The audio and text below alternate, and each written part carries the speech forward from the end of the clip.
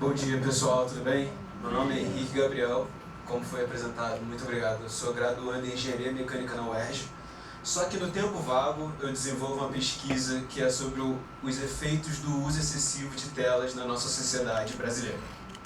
Bom, o celular é um grande aliado nas nossas vidas, porque com o celular nós somos capazes de fazer muitas coisas de uma maneira muito rápida.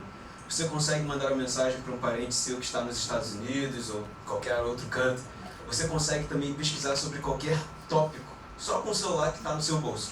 E o celular hoje em dia é algo essencial para as nossas vidas. Muitos aqui, capaz de todos, têm um aparelho celular e carregam nesse aparelho informações preciosas sobre a sua vida.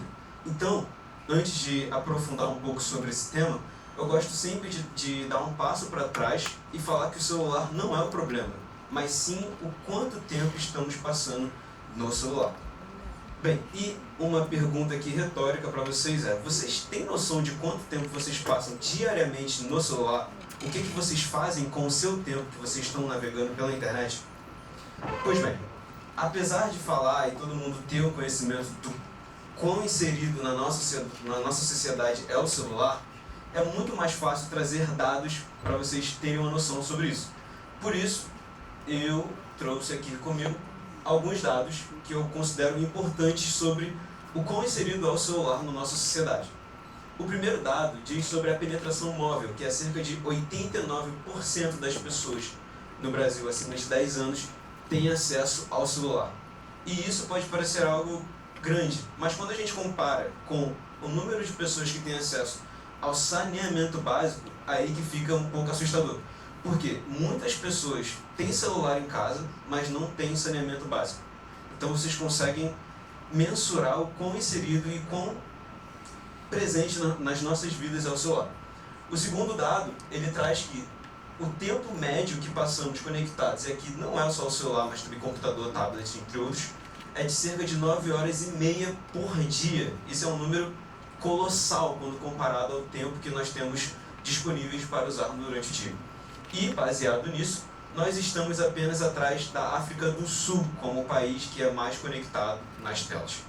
Então, com esses dados, vocês conseguem ter uma noção do quão inserido nós estamos nas tecnologias no telefone celular. Mas quais são as consequências disso? Apesar, tem algum problema ficar esse tempo todo conectado? Sim. Começando com as consequências para a saúde mental.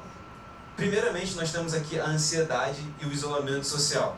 E todas essas consequências, claro, isso aqui são só algumas delas, mas todas essas consequências são não pensadas, mas tem motivos por trás para que elas aconteçam com a nossa mente. Mas isso fica para uma próxima oportunidade. Então, ansiedade, o celular e o isolamento social estão juntos ali, a ansiedade e o isolamento. O celular influencia drasticamente nisso, porque para nós que somos jovens, o celular vira como um refúgio.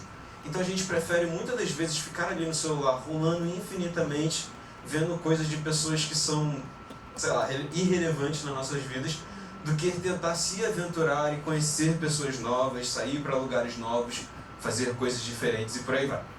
E uma outra consequência mental é a atenção drenada.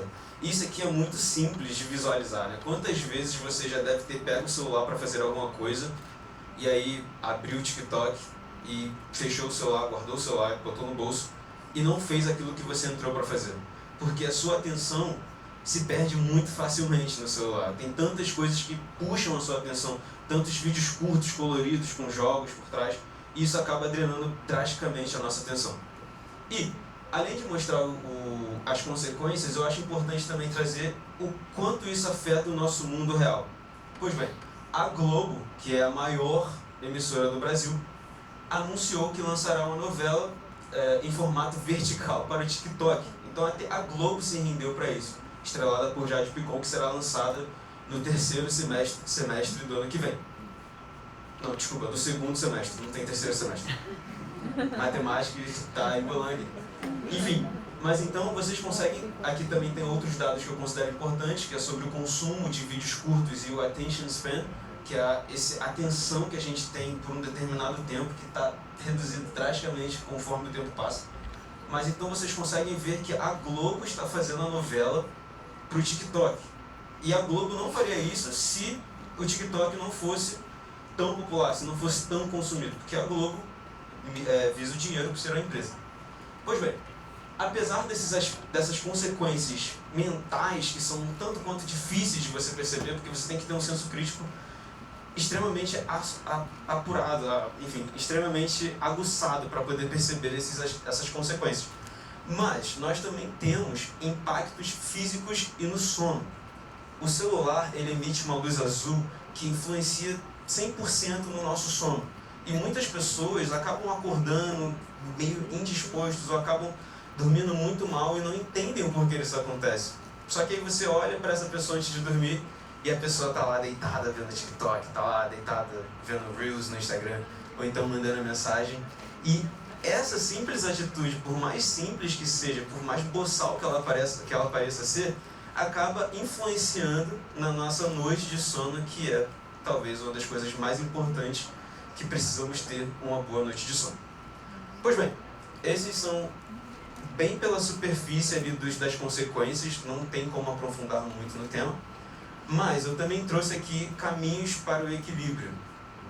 O principal passo para você sair desse vício, essa imersão exagerada no celular, é reconhecer que você está presenciando isso. Então, como eu falei no começo, você consegue ver pelo próprio telefone quanto tempo você passa conectado, qual aplicativo que você mais usa, o que você está fazendo nas redes sociais.